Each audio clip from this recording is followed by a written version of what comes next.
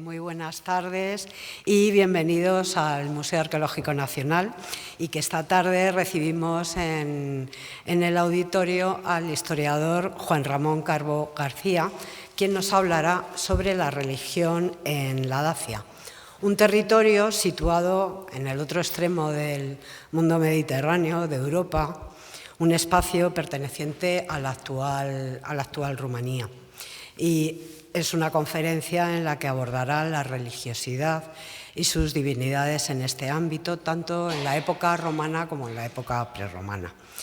Y viene a completar la exposición temporal que presentamos actualmente de Tesoros Arqueológicos de Rumanía, las raíces dacias y romanas, de la cual ya pues quedan muy poquitos días, ¿no? Tras 5 meses cerrará el próximo domingo. Que nada, que se sigue sin oír. No sé si igual hay que bajar un poco el volumen. Vicente. ¿Sí? ¿Sí? ¿Ahora mejor? ¿No? Sí, sí, sí. Sí, fatal.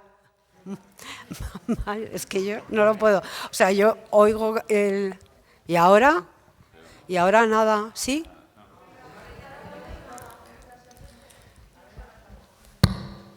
¿Sí? ¿Sí? ¿Ahora sí? Sí, y sin eco. Me voy a separar, lo siento mucho. Bueno, decía que era una exposición, que la conferencia pues está en relación con la exposición de Tesoros Arqueológicos de Rumanía, que clausura ya el próximo domingo, y pues completa también con la conferencia que tuvimos hace unos días sobre las guerras dácicas, también relacionada con esta muestra. Juan Ramón Carbó García es doctor en Historia Antigua, con mención europea y premio extraordinario de doctorado por la Universidad de Salamanca en 2008. Ha sido docente en la Universidad de Babes-Bolai, en Rumanía, en la Universidad de Salamanca, la Universidad Carlos III de Madrid y la Universidad Católica de Murcia, en la que actualmente es profesor universitario de Historia Antigua. Ha desarrollado estancias de investigación en varias de ellas como invitado, y entre 2010 y 2020 ha sido secretario de la Asociación Antigüedad, Religiones y Sociedades y secretario de la revista homónima entre el 2009 y 2017. Es codirector de la misma desde 2018. Además, es miembro del Instituto de Historiografía Julio Caro Baroja de la Universidad Carlos III de Madrid y del Laboratorio sulle Antiche Province Danubiane de la Universidad de Ferrara. Forma parte del grupo de investigación Studia Humanitatis de la Universidad Católica de Murcia. Es autor de numerosos artículos en revistas tanto españolas como extranjeras y de los libros Los cultos orientales en la Dacia romana, publicado en el 2010, y Apropiaciones de la Antigüedad de getas, godos y reyes católicos, yugos y flechas, publicado en 2015.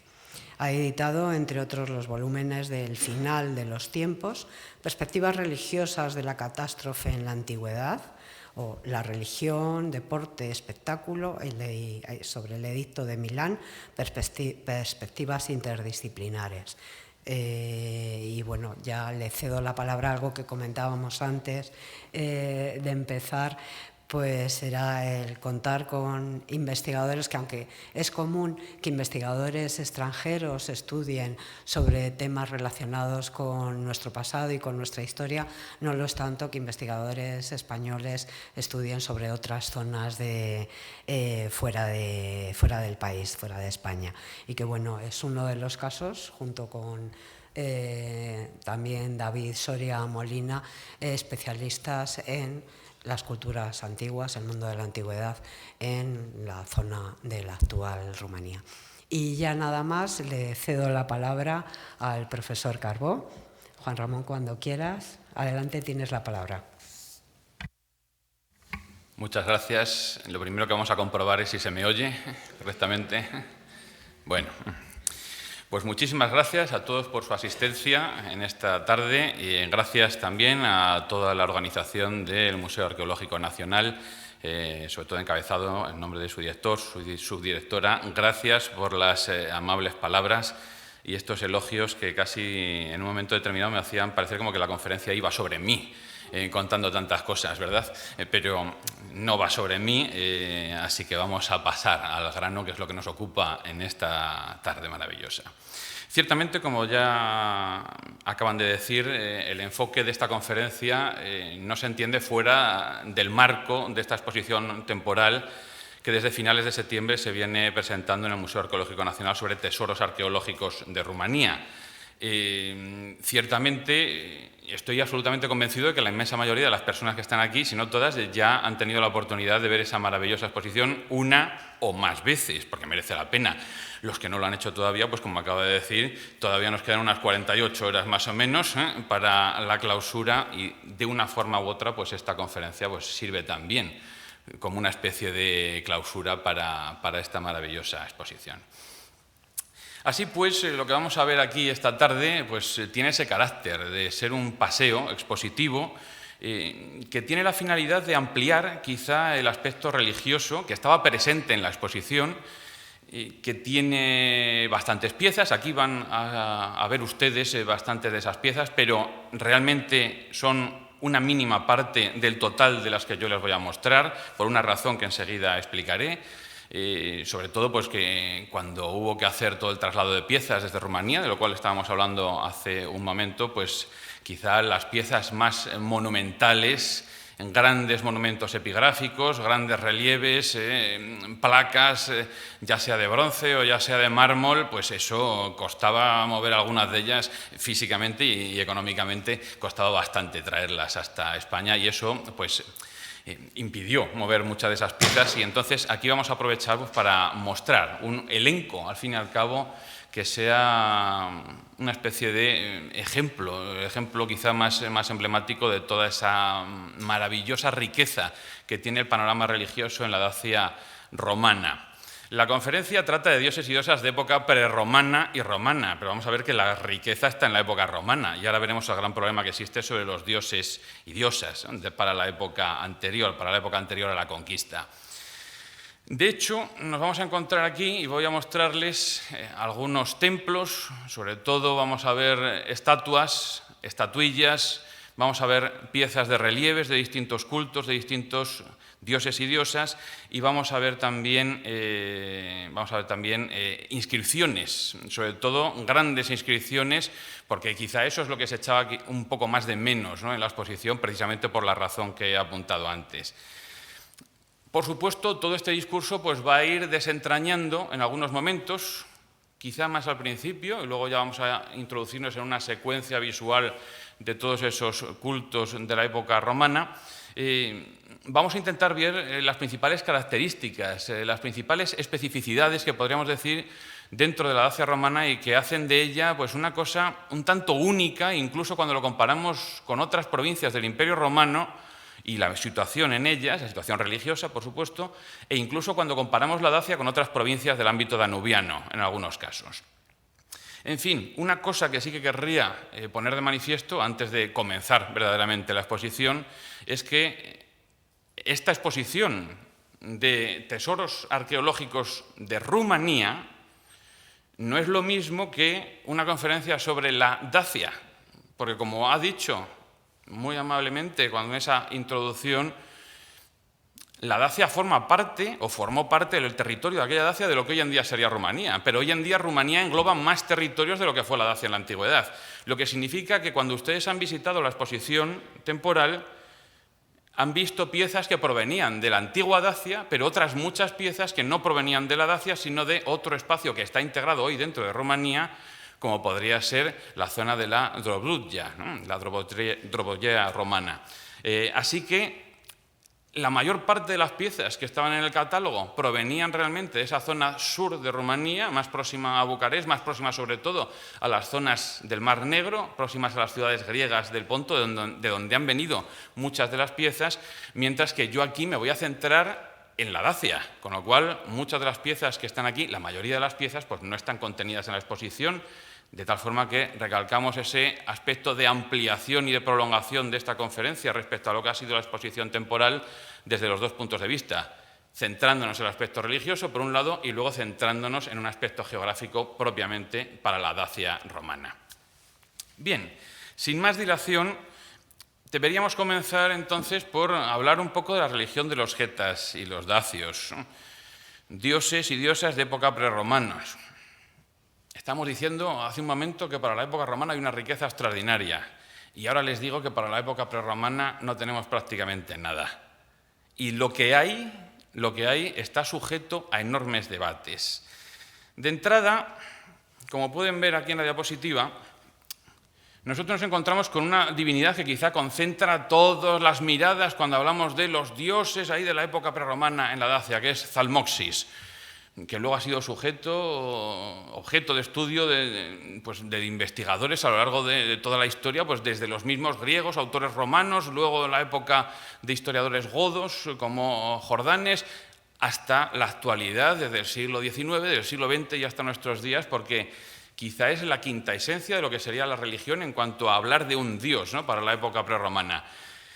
Pero tenemos un problema muy grave, y es que la única fuente original que nos habla de ese dios es un texto de Heródoto con unos pocos párrafos que nos habla en el siglo V, y él mismo reconoce que lo que está relatándonos a nosotros, él se lo han contado los habitantes griegos de las colonias del Mar Negro, los cuales a su vez tampoco lo habían conocido en directo, sino se lo habrían contado en su momento también, porque la fuente directa habrían sido los propios getas en ese momento.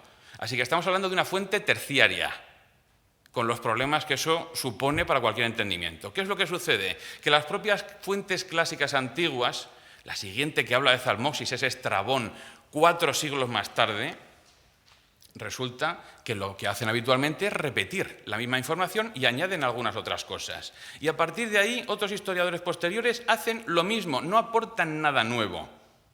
Así que, cuando hablamos de ese gran culto de Zalmoxis sobre el que se han vertido en Rumanía ríos y ríos de tinta, realmente lo que estamos haciendo es darle vueltas a una información muy pequeña, muy sesgada, poco fiable por ser una fuente terciaria y además poco fiable porque se trata de Heródoto hablando de otra cosa que no son las guerras médicas.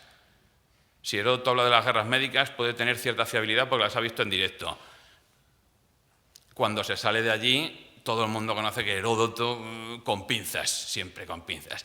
Y lo mismo nos ocurre para las otras divinidades que tenemos ahí, que aparecen mencionadas en algún momento o en otro. Esa segunda que ven ahí, Gebeleicis, que ya tendría un carácter uranio, de un dios celeste, adorado por esos mismos getas en el siglo V a.C., según Heródoto, que es el único que lo menciona, pues aparece en 2 líneas. Tenemos 2 líneas sobre este dios. 2 líneas. De un autor griego, es una fuente terciaria en el siglo V a.C. Y luego nos aparece, teóricamente, la presencia de una diosa Bendis que no aparece atestiguada por nombre nunca.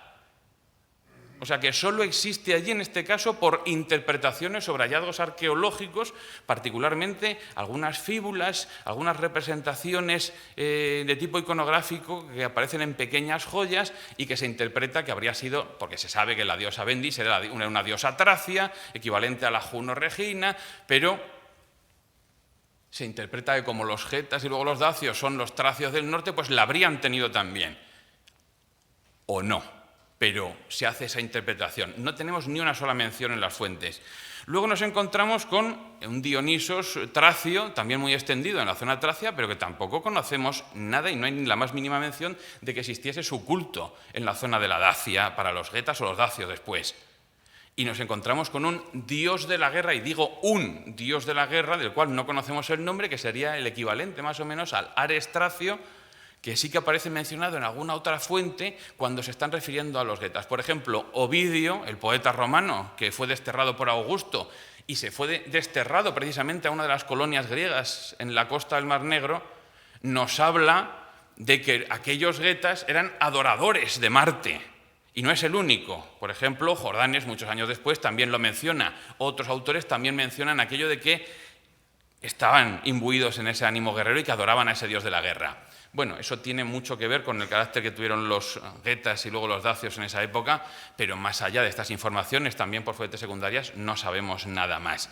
Así que la realidad a día de hoy es que lo que se ha escrito, todo lo que se ha escrito sobre la religión de los dacios y los getas en época prerromana, a partir de lo que nos han dicho de estos dioses que aparecen aquí, es un constructo historiográfico. No es una realidad palpable, no es una permanencia a lo largo de muchos siglos. Y esto lo vemos luego reflejado en libros, en producciones, en artículos o incluso en novelas históricas. Estamos en el ámbito español. Seguro que alguno de ustedes ha leído las maravillosas novelas de Santiago Posteguillo, ambientadas en la época precisamente del emperador Trajano, de la conquista de la Dacia, y precisamente ese segundo libro pues bebe de este constructo historiográfico y nos presenta un culto de estos dioses en la época romana, cuando llegan ahí los romanos, y no tenemos ni idea de si en esa época se seguían realizando esos cultos. ¿Por qué? Porque la única mención del culto de Zalmoxis es de 5 siglos más atrás y aplicado a otra zona geográfica completamente distinta. Así que, como ven, nos encontramos con un problema en relación con toda esta cuestión. Lo cual no quita para que pudiéramos ver alguno de esos rituales de la religión de los getas y luego los dacios presentes en esas fuentes. Por ejemplo, Heródoto sí que se refería al envío de un mensajero al dios Zalmoxis. Una cosa un tanto curiosa y estrambótica porque, como pueden ver ahí en este dibujo y en el texto que vamos a leer ahora mismo, pues tenemos algunos problemas, ¿no?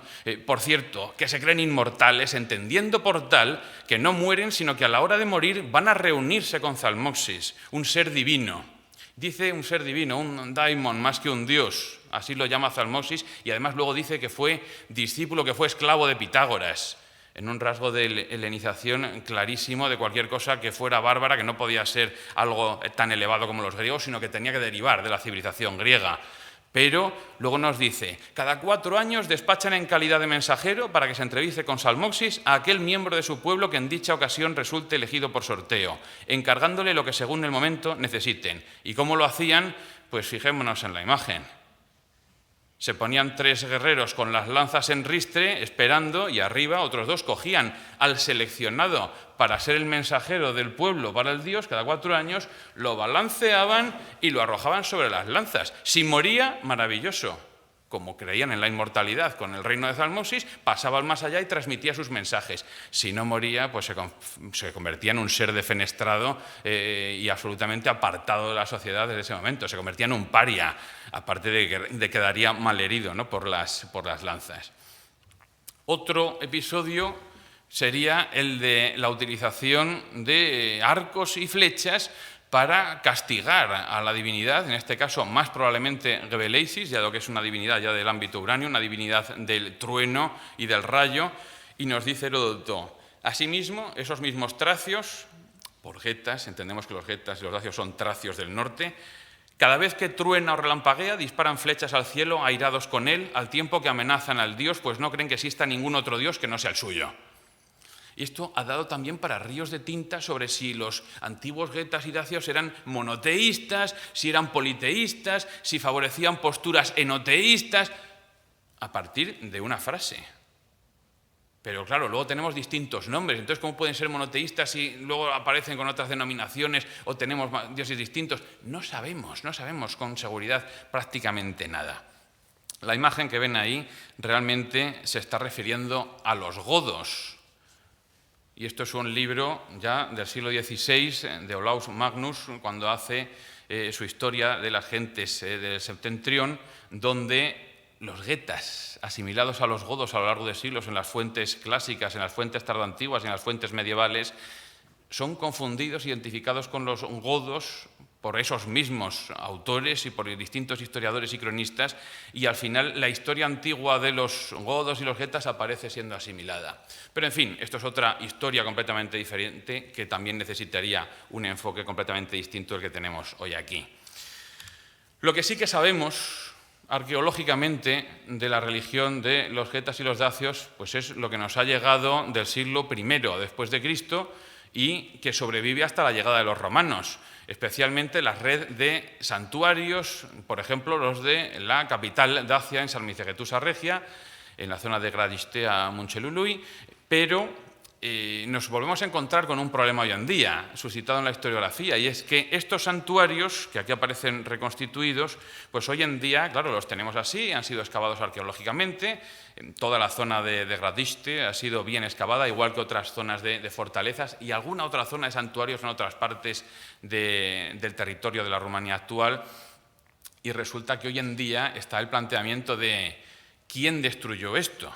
La mayoría de especialistas, yo incluido, nos inclinamos por creer que esa destrucción se produce por obra de los romanos cuando llegan allí, porque las fuentes romanas confirman esta cuestión, por un lado.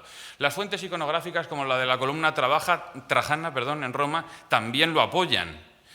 Y es curioso, no sé si alguno de ustedes habrá podido leer el artículo del profesor Valerius Sirbu dentro del catálogo científico de la exposición, donde él, que es especialista más bien para la época prerromana, pues se inclina porque fueron los propios dacios del momento los que acabaron destruyendo esos templos y dice que lo hicieron así para evitar que fueran conquistados por los romanos y fueran, en este caso, de alguna forma pues, pervertidos, ¿no? O fueran atacados, se atacase la misma sensación, ¿no? O el mismo origen, la misma raíz del sentimiento religioso de los dacios. Pero claro, él se apoya en algunas escenas de la columna Trajana que realmente cuando las interpretamos bien y lo estamos viendo prisioneros dacios que las fuentes escritas romanas nos están diciendo que obligan a los dacios a destruir algunas de sus construcciones. O sea, que también esto está sujeto hoy en día a interpretación. La cuestión es que nosotros no sabemos a qué dioses adoraban en estos santuarios. No tenemos ni idea. ¿Podría ser el dios de la guerra? ¿O un dios de la guerra? ¿U otros dioses? Pues seguramente. La mayoría de especialistas consideran que había politeísmo en aquella época, también entre los dacios y los getas. Pero qué dioses en concreto no tenemos forma de saberlo. Afirmar que en esta época, cuando se produce la conquista romana, en esos templos se adoraba a Zalmoxis o a Gebeleicis, eso es algo que hoy en día no se puede hacer. Y lo digo yo, que hace 20 y tantos años, cuando empezaba con estas cuestiones, bebiendo de esa misma historiografía rumana anterior, cometió el mismo error. Pero cuando aprendes y vas aprendiendo y vas desarrollando el conocimiento, pues vas cambiando también las perspectivas historiográficas. Entonces nos encontramos con la primera gran especificidad en el estudio de la religión en la Dacia. Resulta que cuando la religión dacia es borrada del mapa cuando se produce la conquista romana, ahora mismo dejemos de lado ese debate sobre si fueron los propios dacios o los romanos los que lo destruyeron. Cuando se produce esa destrucción de los templos, desaparecen no solo las estructuras religiosas físicas de la religión dacia, desaparecen los sacerdotes también.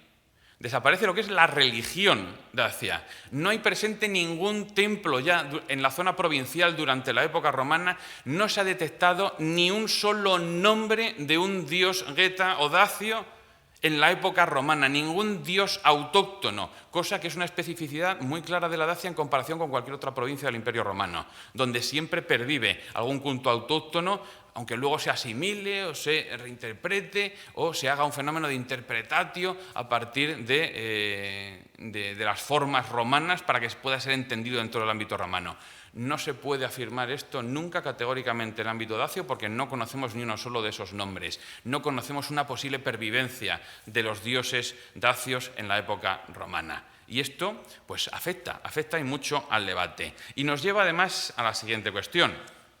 Aquí es cuando ya empezamos a plantear la cuestión de lo que será el panteón para la Dacia romana.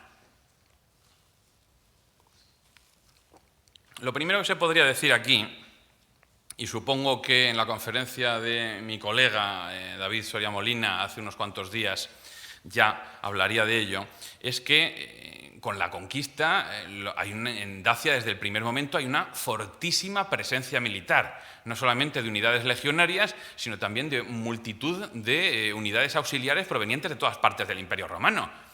Lo que significa que allí van unidades auxiliares reclutadas, al menos originalmente, en lugares tan dispares como Britania, como Siria, como la Mauritania antigua, que hoy en día sería Marruecos, como la zona danubiana, de todas partes. Y cada uno de esos que van a la Dacia se llevan sus cultos nacionales, se llevan los cultos de sus patrias de origen y los van a practicar en la Dacia. Lo mismo sucede con la multitud de colonos de todas partes del Imperio Romano que van a ir allí a repoblar el territorio, porque al término de las guerras dacias se produce una nueva reordenación del territorio con el propio Trajano. Los dacios desaparecen de lo que van a ser las nuevas ciudades romanas, porque esas ciudades romanas no se asientan sobre civitates previas de época indígena, otra especificidad más, aunque esta ya no es solo del ámbito religioso. Y resulta entonces que no vemos o prácticamente no se detecta en el registro epigráfico provincial a los dacios, que luego sí que aparecen o se les detecta mejor en el mundo rural, por aquí, algún nombre en la onomástica, pero muy pocos casos, y desde luego en el aspecto religioso prácticamente son indetectables, porque además la onomástica dacia, de aparecer, que es en contadas ocasiones, se confunde muchas veces con la tracia, propiamente dicha. Así que es un problema grave de mostrar esta posible presencia. Pero claro, si leemos esta frase archiconocida de Eutropio, que escribe unos siglos después, refiriéndose, haciendo la historia de Roma en su Breviarium ad Urbe Condita, y nos dice que Trajano, una vez vencida la Dacia, trasladó infinidad de gentes de todas partes del Imperio Romano y las trasladó allí para que volvieran a cultivar los campos y las ciudades. Estamos viendo que todas esas personas que llegan de todas partes del Imperio Romano traen también sus dioses, lo cual va a resultar en una riqueza absolutamente brutal, porque hay que repoblar un territorio. No es como en otros lugares del imperio donde de repente llegan los romanos y se asientan y sigue existiendo una población indígena y una élite indígena que se asimila, que entra a formar parte de la élite romana también, que va tomando las formas romanas poco a poco, y luego, a imitación de sus élites, el pueblo se va romanizando, podríamos decir, con los problemas que tiene este término hoy en día también. Pero eso en la Dacia no existe, porque esa élite ha desaparecido. El pueblo ha sido quitado del medio, despejado de allí, echado fuera de las fronteras de la provincia, o al menos hacia las zonas rurales, porque dacios seguirían existiendo, pero no van a jugar un papel determinante, ni protagonista, ni siquiera secundario en la vida provincial. Así que esta es otra gran especificidad, claro. La forma de agrupar y presentar las diferentes divinidades que yo les voy a presentar aquí a continuación, pues ciertamente responde a la necesidad de facilitar la exposición. Si esto fuera para un congreso científico de especialistas, pues a lo mejor tendríamos que hacerlo de una forma completamente distinta y sobre todo con unos objetivos y una finalidad también completamente distinta. Las interpretaciones de la importancia de esos cultos romanos o de algunas divinidades ya para la época romana, resulta que, claro, es otra cuestión fundamental para hoy en día los historiadores romanos, que es que se han encontrado con esas cuestiones y decir, tenemos que demostrar, como sea, muchas veces es así, como sea, que aquí hay algún tipo de pervivencia de la época dacia. Y entonces, buscando realizar eso, explican la presencia importante de algunos cultos en época romana, diciendo que allí, escondidos bajo esa interpretación romana, bajo esa interpretatio, se encuentran dioses de época de los dacios. Pues, como decía antes, no tenemos ni una sola prueba manifiesta de esto. Así que una cosa son las interpretaciones y otra son los datos fehacientes sobre los que apoyarnos. A veces tenemos que interpretar, ciertamente, pero primero tenemos que basarnos en los datos. Y en este caso no hay ni un solo dato que avale esta cuestión, como decía antes. Así que tenemos ahí esa tendencia historiográfica que al fin y al cabo pues, ha venido tiñendo todo lo que ha sido la segunda mitad del siglo XX en esta cuestión. Algunos de los asistentes verán a partir de ahora y hasta el término de esta conferencia que cuando salgan de aquí a lo mejor salen con una perspectiva bastante más amplia del sentido actual de politeísmo. Porque tan acostumbrados como estamos hoy en día, a lo largo de tantos siglos, ¿no?, en nuestra civilización occidental y también la civilización islámica tan cerca con la que hemos interaccionado positiva o negativamente, resulta que nos encontramos con esas grandes religiones monoteístas que son las presentes y mayoritarias hoy en día en el mundo. No estamos acostumbrados a asistir a lo que significa verdaderamente el politeísmo, y cuando vemos el riquísimo panteón, que vamos a comenzar a verlo a continuación, pues es cuando nos damos cuenta de que eso es el politeísmo, que cada uno coja y elija lo que quiera, porque la opción, el abanico es tan amplio, que a veces resulta no difícil elegir, sino quedarse incluso con una selección, y veremos que algunas de las personas que van allí hacen inscripciones dedicatorias a muchos dioses, ¿no? Mezclando a veces sus preferencias religiosas. Aquí les muestro una reconstitución del templo dedicado a la tríada capitolina, el Capitolio, en la capital religiosa de la Dacia en época romana, que va a ser la ciudad de Ulpia Traiana Sarmizegetusa, fundada como colonia por el emperador Trajano. Y aquí es donde se va a desarrollar pues, el culto de la tríada capitolina, un culto que evidentemente pues, tiene un carácter político muchas veces, un carácter formal, un carácter de imitación a lo que era la propia ciudad de Roma, los dioses que simbolizaban lo que eran las romanitas, Júpiter, Juno, su esposa, y Minerva, pero no cualquier Júpiter, sino el Júpiter óptimo máximo, el Júpiter mejor y el más grande, ¿no? Pues nos encontramos entonces aquí con piezas como estas que vemos aquí, de bronce, de Júpiter, en este caso las dos procedentes del antiguo campamento legionario de la Legión Quinta Macedónica, en Potaissa, la actual localidad de Turda. Tenemos que decir que ahora mismo, si hablamos de Júpiter, hablamos de, y esto es lógico y se reproduce en todas las provincias del Imperio Romano, es la divinidad más representada, tanto en el ámbito iconográfico como en inscripciones. Es la divinidad que recibe un mayor número de dedicatorias. Pero claro, también nos sirve la presencia de Júpiter para distinguir cuál es el Júpiter capitolino, con ese carácter más político, más oficialista, más de legitimación o de aproximación a la idea de Roma, y por otra parte, o de lealtad, por ejemplo, hacia el emperador, la familia imperial, y por otra parte nos encontramos con que muchos otros cultos de distintas partes del Imperio Romano, para que pudieran entrar a formar parte de la dialéctica entre el imperio y las provincias, pues lo que hacen es que para que esos cultos locales de zonas provinciales sean aceptados dentro de las formas romanas, usan una asimilación o una asociación a veces al dios Júpiter. Y eso lo veremos en multitud de dioses. Aquí tenemos, por ejemplo, también un par de estatuas de Júpiter, en este caso procedentes de la capital administrativa, no la capital religiosa, sino la capital administrativa y sede de la Legión XIII Gémina, en Apulum, la ciudad de Alba Iulia en la actualidad. La mayor parte de las estatuas, ven lo que me refería, ¿no? Con el tamaño de las estatuas de mármol, que esto no es fácil traerlo al extranjero, porque solo traer alguna de estas estatuas, el peso que tienen, al final acaba complicando mucho la tarea en las labores normales de mantenimiento y en las labores económicas.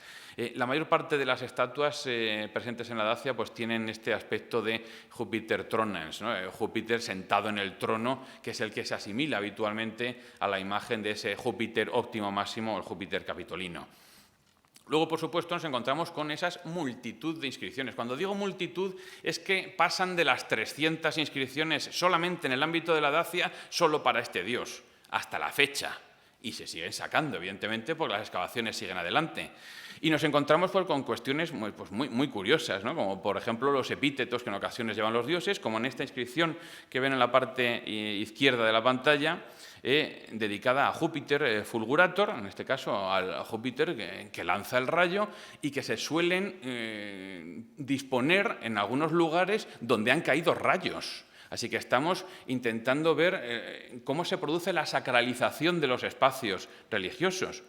No solamente tenemos que estudiar, hay tantas inscripciones, tal, el dios Júpiter es el más importante, sino cómo se produce la vivencia del ámbito religioso y de esa religiosidad. En este caso, cuando se produce un hecho que se puede interpretar por parte de lo divino, como una acción directa del dios Júpiter que ha lanzado un rayo y ese rayo ha caído aquí al lado, el aspecto religioso lleva a que allí mismo, en ese lugar, se consagre una inscripción, un altar votivo, como este que vemos aquí, de tal forma que ese espacio queda sacralizado en función de una actuación del dios en ese preciso lugar.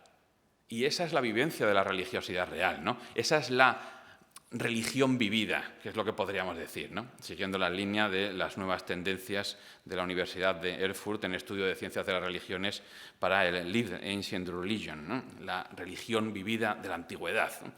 O vemos muchos otros altares, como ese que vemos ahí a la derecha, dedicado al Júpiter óptimo máximo y a los otros dioses y diosas. ¿Qué es lo que dice a continuación?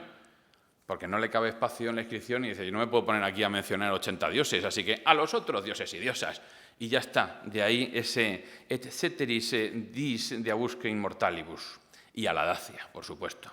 Esto es curioso porque además esta inscripción es importante en el sentido de que se dedicó para conmemorar el cumpleaños del emperador Caracalla. Se cree que con su visita a la Dacia, aunque es un hecho que no está completamente comprobado. Se cree que estuvo, pero no se sabe del todo.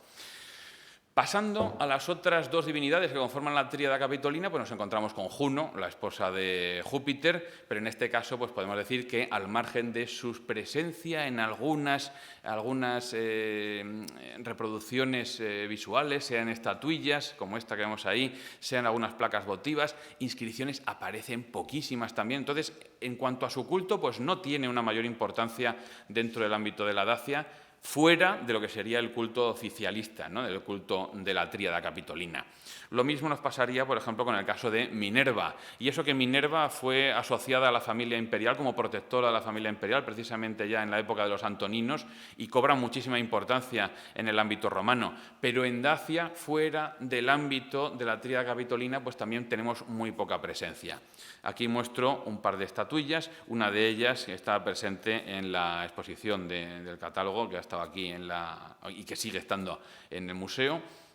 La otra que ven ahí, de Minerva, con el típico casco, también la podemos ver ahí, con una forma quizá más característica, porque la otra pieza pues, ha perdido el casco que hace de Minerva uno de los personajes claramente identificables, ¿no?, dentro de la mitología griega y romana.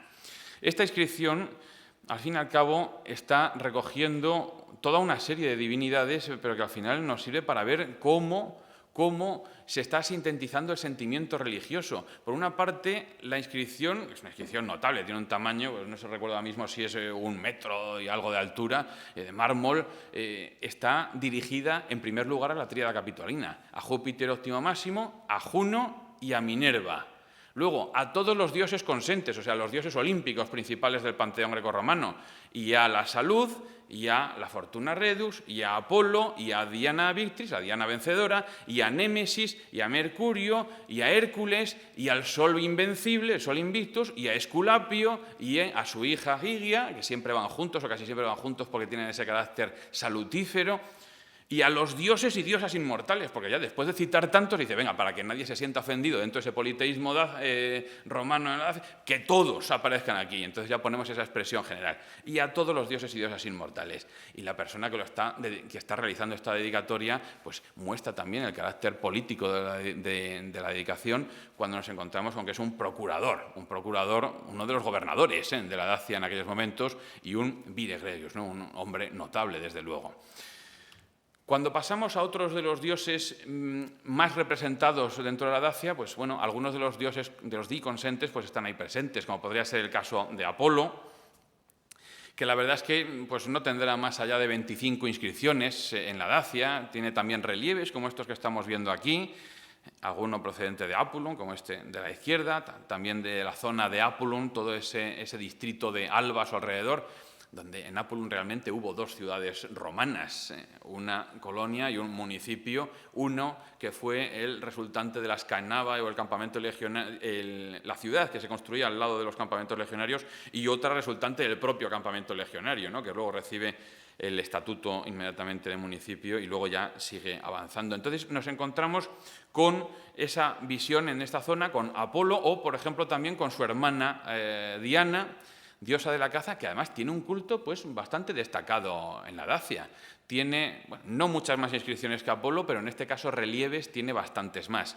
Entonces, en un lugar donde nos encontramos con un culto que de repente destaca sobre otros muchos, empezamos a recoger esa idea que les decía antes de la historiografía rumana para decir, esto podríamos explicarlo con que podría existir algún dios, en este caso una diosa de época prerromana, una diosa dacia, a la cual esté suplantando o sobre la que se esté asentando, en este caso, el culto de esta Diana romana mediante una interpretatio, mediante una interpretación para que sea identificada por los romanos, pero podría referirse a un culto. Bueno, pues muchas publicaciones han ido en este sentido. Y vuelvo a decir lo mismo, no tenemos ni una sola prueba al respecto. Pero claro, en un lugar como la Dacia, que prácticamente se concentra en torno a Transilvania, fijémonos en el nombre, la Transilvania, ¿no?, que se caracteriza por unos bosques inmensos, hoy ya no tantos, pero en su momento muchísimos y muchísimos bosques, estamos hablando de la diosa de los bosques y la caza. Es absolutamente normal que los romanos, y cuando digo romanos es a cualquiera de los que vengan de cualquier parte del imperio, estuvieran adorando a una diosa de los bosques en un lugar tan boscoso, sin necesidad de buscar que tuviese algún tipo de interpretación específica con alguna diosa previa de época prerromana, ¿no?, de época dacia. Aquí vemos un relieve, por ejemplo, en esa parte de la izquierda, una estatuilla pequeña de bronce, o esa estatua de una factura tan local. Desde luego no es una gran realización, como vemos está absolutamente desproporcionada, las piernas que corta las tiene en relación con el resto del cuerpo, y además que aparece muy estática cuando este tipo de diana cazadora pues siempre aparece en actitud de avanzar o de correr o de dar un salto mientras va acompañada por algún ciervo o algún perro, como es el caso. El perro, además, si se dan cuenta, pues apenas está bien terminado, ¿no?, en esta realización escultórica, que nos habla de un taller local en este sentido, no grandes obras, que también las hay, de importación de algunas zonas más romanizadas en aquellos momentos.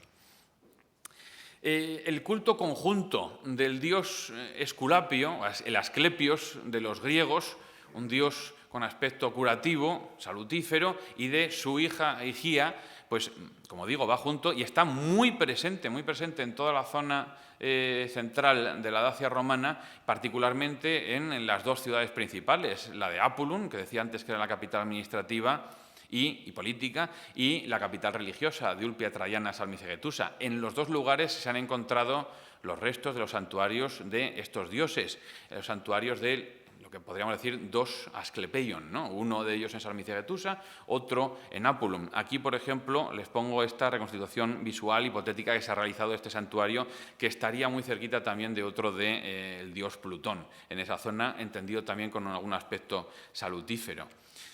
Podemos ver distintas formas y manifestaciones de culto a lo largo de toda Dacia.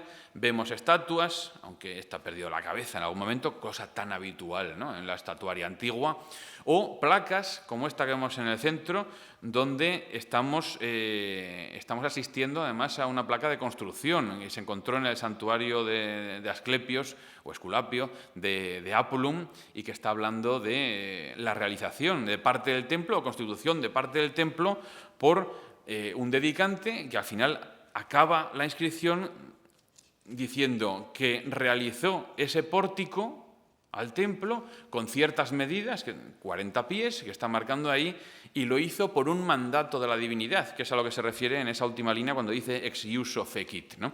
Y está haciendo alusión a eso, porque eso tiene mucha presencia en el ámbito de distintos dioses, además de distinta índole en la Dacia romana, las formas de religiosidad y, en este caso, los mandatos divinos, los sueños interpretados desde el punto de vista religioso, los oráculos religiosos, a la hora de, por ejemplo, sentir la necesidad de decir, voy a construir esto, pero porque he soñado con ello y se me ha presentado el Dios aquí en un sueño y entonces lo voy a realizar, ¿no? Pues este tipo de cosas también están muy presentes en esos testimonios, y ahí tenemos un pequeño relieve de la pareja, ¿no?, de padre e hija, que en este caso pues no se sabe la localización concreta. Este culto, como estaba diciendo, tanto en inscripciones, pero sobre todo también en relieves, pues lo encontramos por todas partes de la Dacia, pero específicamente en aquellos lugares relacionados con la presencia de santuarios curativos, como los dos principales que acabo de mencionar, o lugares, por ejemplo, donde existieran baños termales que se utilizaban también con ese aspecto, con esa finalidad curativa, y entonces estos dioses suelen estar muy presentes habitualmente.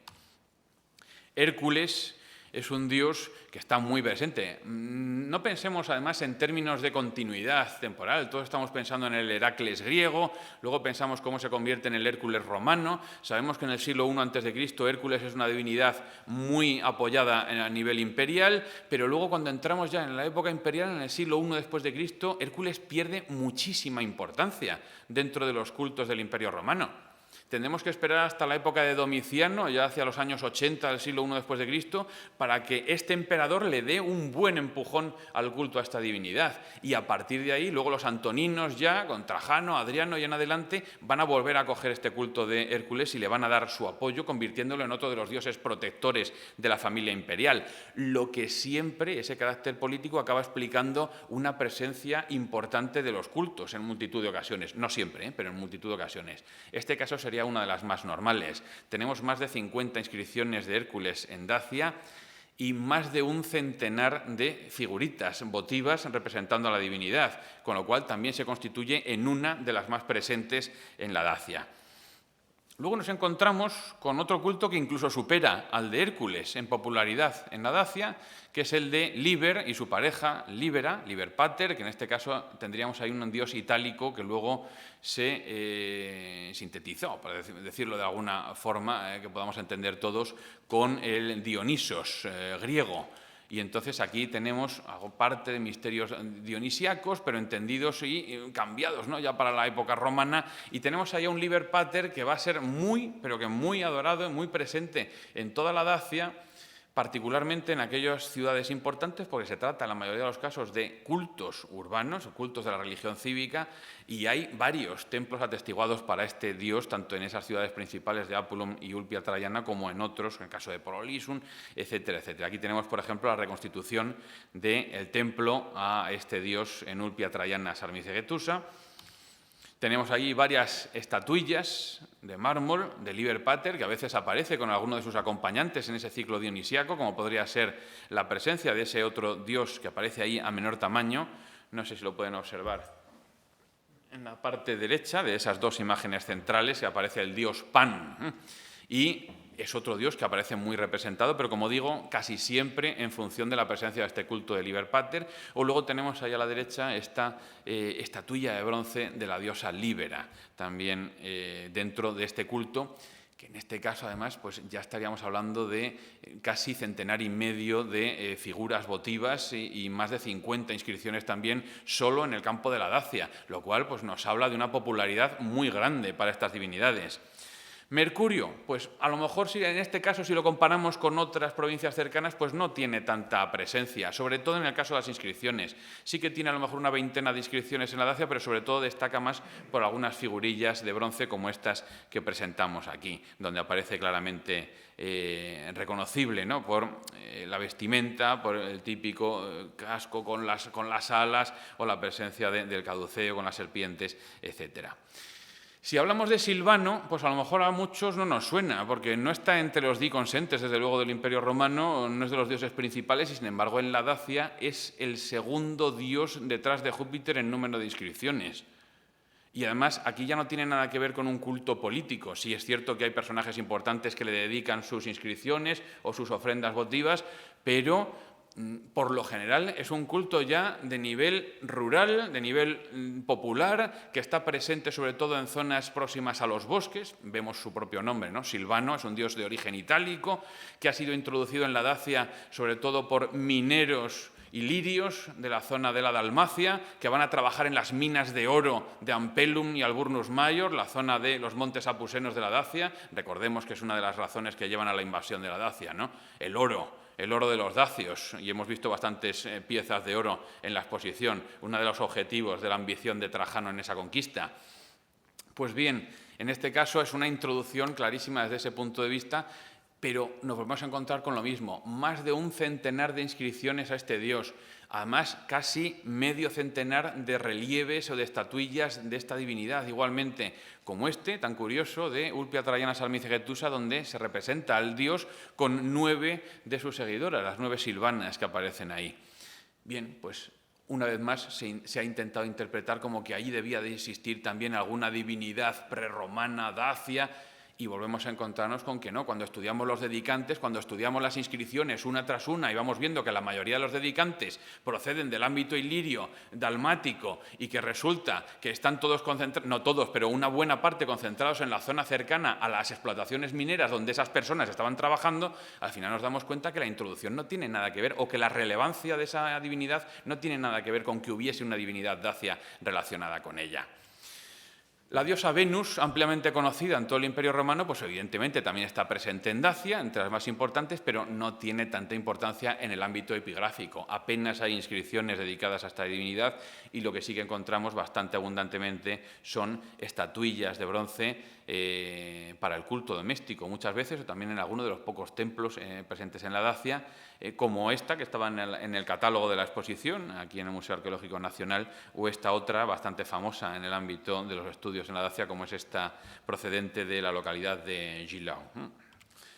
Marte no es un dios especialmente, contra todo lo que se pudiera pensar en una provincia tan militar, no es un dios especialmente presente en el ámbito epigráfico y tampoco en el ámbito de las reproducciones tipo figurativas, como las estatuillas o relieves.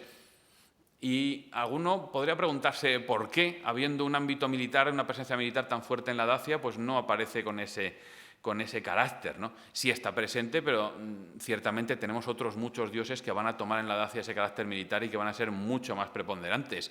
Desde el propio Júpiter óptimo máximo en algunas ocasiones a la presencia de un Júpiter doliqueno del ámbito sirio, que va a ser fundamental y uno de los más importantes en Dacia, o Acizos, también del ámbito sirio, o el dios Mitra, por supuesto, ¿no? O más que el dios Mitra, hablemos de la religión mitraica extendida por los romanos, que tiene muy poco, por no decir casi nada que ver con la religión irania del dios Mitra, salvo el nombre del dios y poco más, pese a las distintas hipótesis que se han lanzado por ahí. Luego hablaremos de Mitra. Antes me gustaría mostrar una pieza que yo abogué con el director rumano de la exposición para ver si hubiese alguna posibilidad de traerla a España, pero su peso pues también hacía un poco difícil traerla.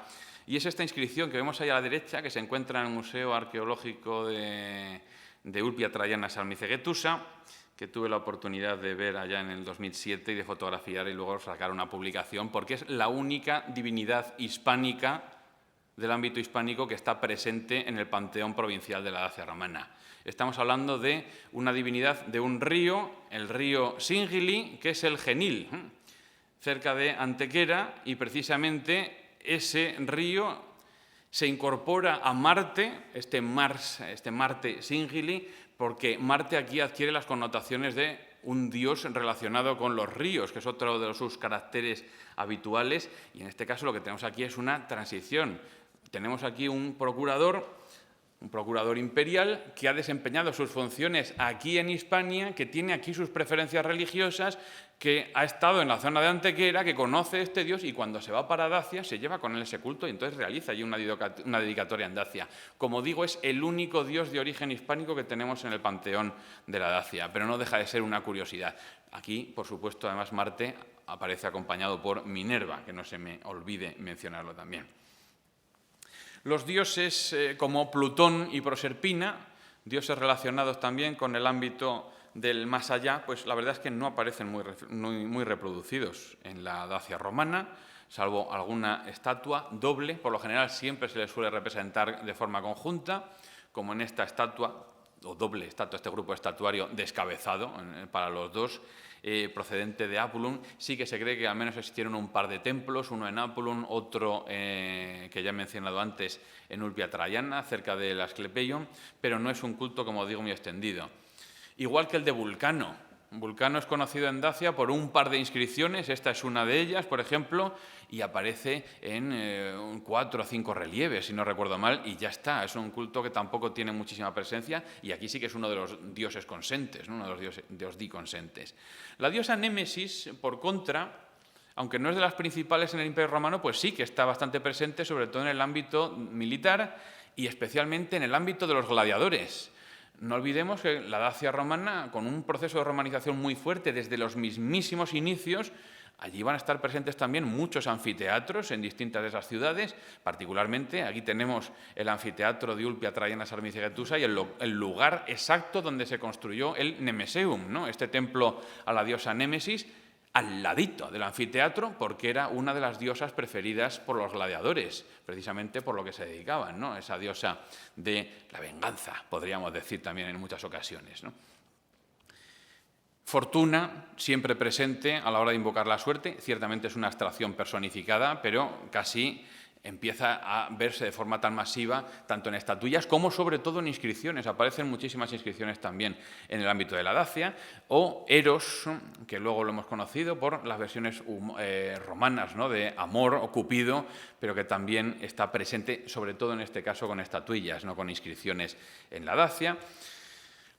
El culto a los dioscuros, en este caso tenemos ahí una placa votiva, un relieve del dioscuro Castor, procedente de Apulum, bien pequeñita, hay que decirlo, o Jano, el dios de las dos caras, tan importante en el ámbito romano y que es el único dios, podríamos decir, casi del ámbito romano que no encuentra una equivalencia clara en la mitología griega para poder encontrar un dios griego que se le pudiera asimilar inmediatamente.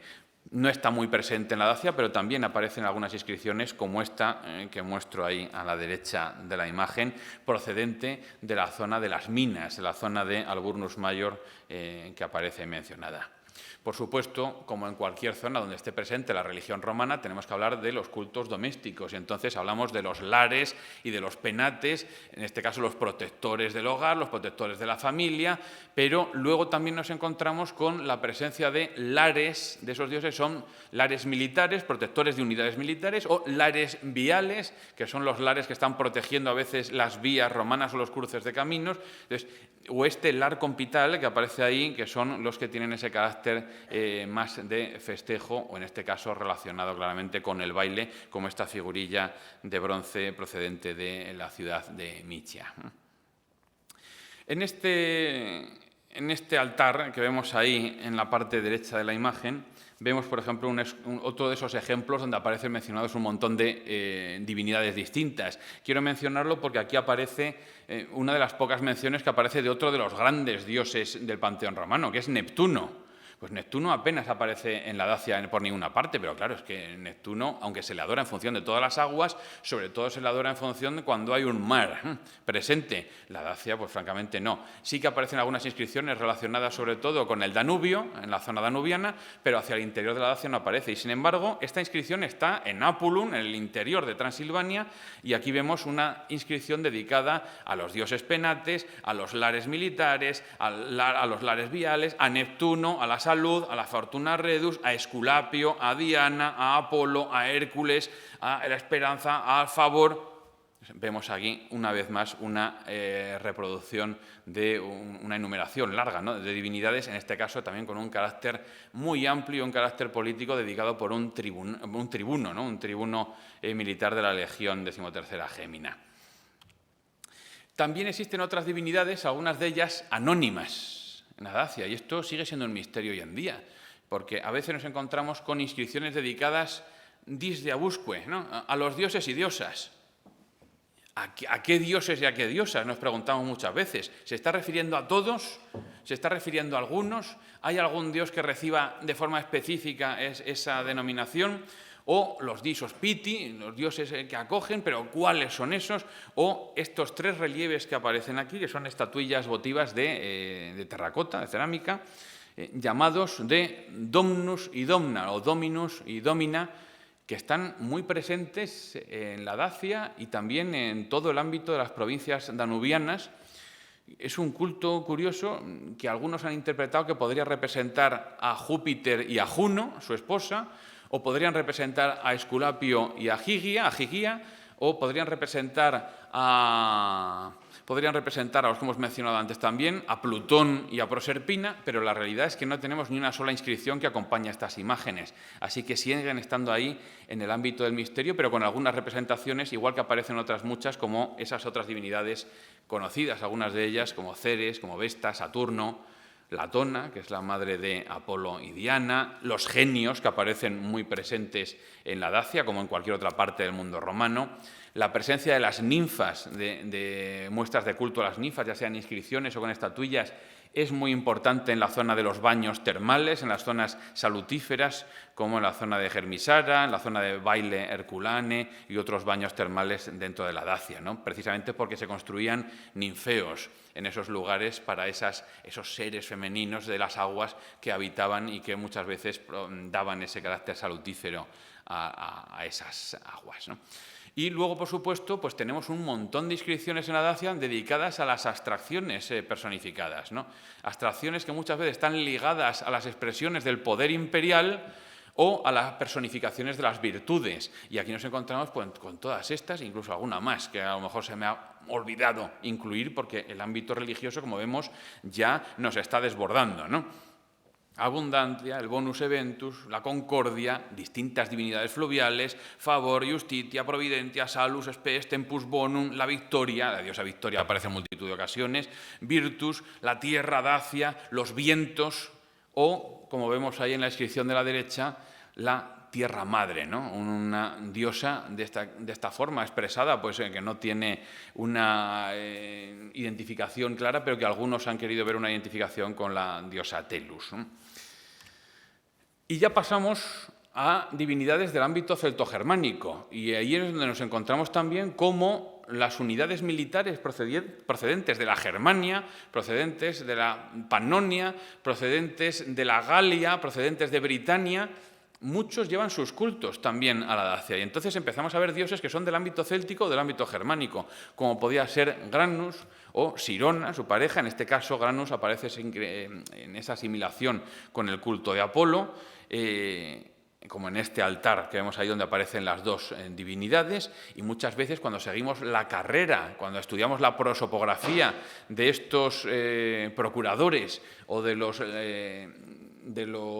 gobernadores de la Dacia, nos encontramos con dónde han servido antes, dónde han desempeñado sus funciones políticas. Estudiamos entonces que este sirvió en la Galia, o que estuvo en Germania, o que estuvo en Britania, y entonces eso explica que luego se vaya a la Dacia y haga este tipo de inscripciones, de tal forma que el tráfico religioso se convierte en una forma fundamental para el estudio de las formas de difusión de la religión y las formas de difusión de los distintos cultos. Vemos, por ejemplo, la presencia del archiconocido Tutatis, y digo archiconocido porque desde los cómics de Asterix Obelix ya teníamos allí a Asterix Obelix siempre por Tutatis, ¿no? Ese dios céltico clarísimo, aquí asimilado al Marte, el Marte tutático es llamado allí en la Dacia, o a las Badones Reginae, que son alguna especie de matronas célticas también. La diosa Nantosuelta, que aparece en esta maravillosa placa de bronce dorado, procedente de la localidad, pequeñísima localidad de Gerla, del distrito de Cluj, en donde nos está presentando a una divinidad que era la pareja del gran dios céltico Sucellus, ¿no? Por ejemplo. O tenemos esta inscripción que es maravillosa, y además con una anécdota que contaré ahora mismo cuando la vi la primera vez, que iba a haber hecho el pino para sacar la foto hasta que me di cuenta que era más sencillo darle la vuelta a la cámara fotográfica porque la inscripción estaba puesta boca abajo. No sé si se dan cuenta las sombras y se dan cuenta que esto no puede sostenerse así. Así que esto estaba al revés, puesto boca abajo, y me costó dar con esta inscripción cuando estuve visitando el lapidario de Ulpia Traiana Sarmizegetusa, guiado amablemente por el director del museo, entonces G. Caballestean, pero la sorpresa que nos encontramos aquí es que es una inscripción del culto mitraico, para empezar, que es una inscripción dedicada a Mitra, pero a continuación nos encontramos con toda una serie de dioses que para nada tienen que ver con Mitra, y entonces empezamos a preguntarnos el porqué de esa asociación con el mitraísmo. Y es que aquí aparece Mitra en primer lugar, el invicto Mitra, pero luego aparece Marte Cámulo, aparece Mercurio, el Mercurio céltico, por supuesto, no el Mercurio romano, que es el Hermes clásico griego, y luego nos encontramos también con Rosmerta, que es su pareja en el ámbito céltico.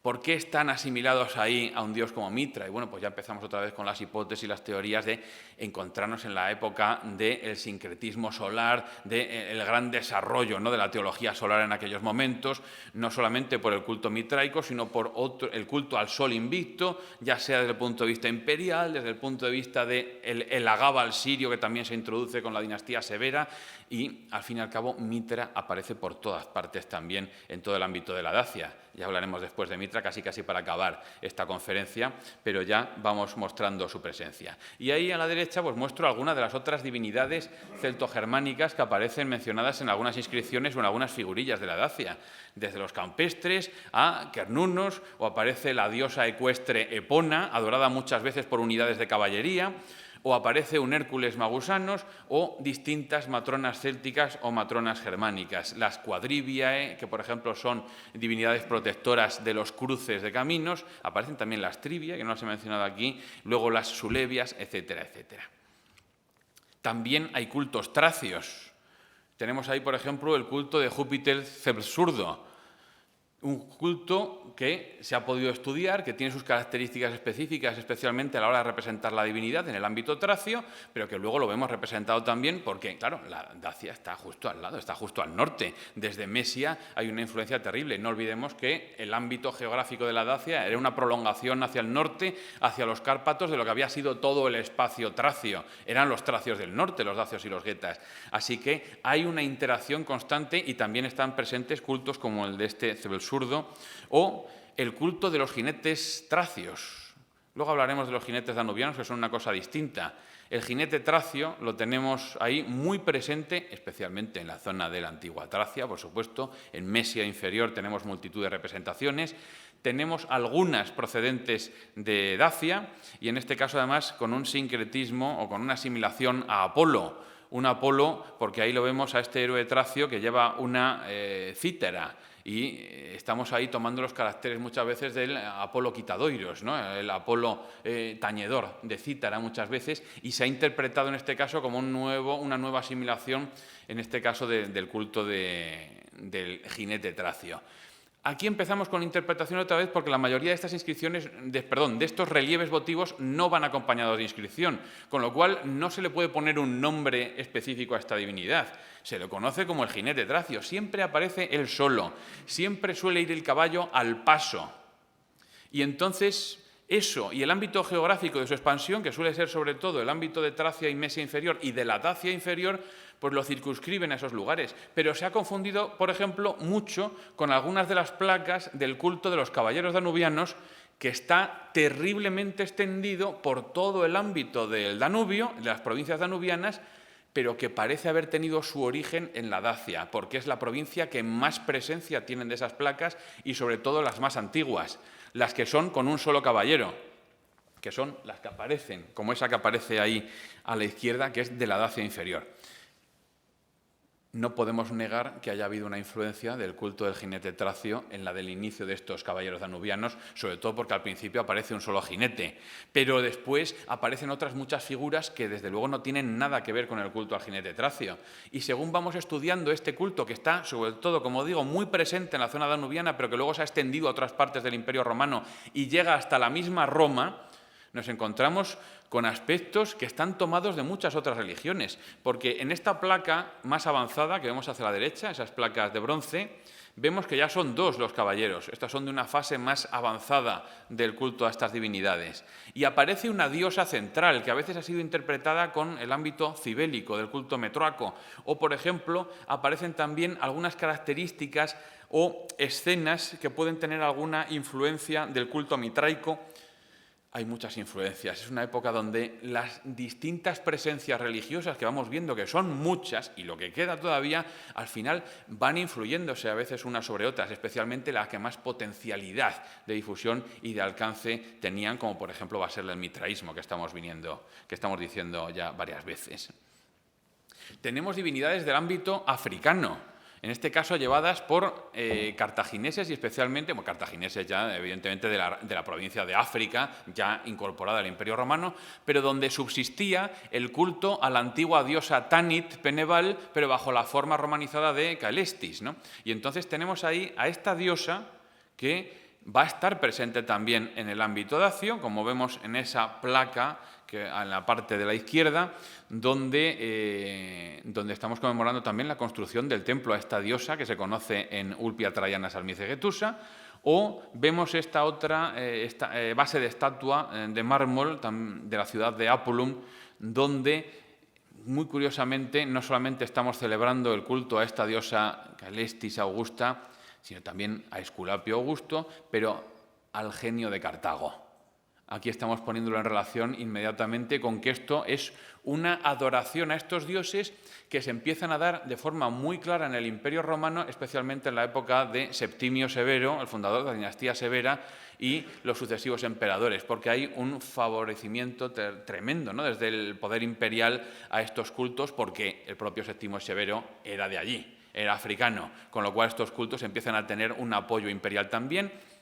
Mientras que la esposa de Septimio Severo, Julia Domna, es de Siria y ella va a apoyar desde Siria también la difusión de otros muchos cultos sirios, y en esta época se produce una especie, podríamos llamarlo, no me gusta a veces utilizar estos términos porque en el ámbito de ciencias de las religiones ahora son ámbitos muy controvertidos, pero sí que podríamos hablar de un sincretismo sirio-africano de alguno de estos dioses, como voy a mostrarles en alguna otra inscripción ahora mismo.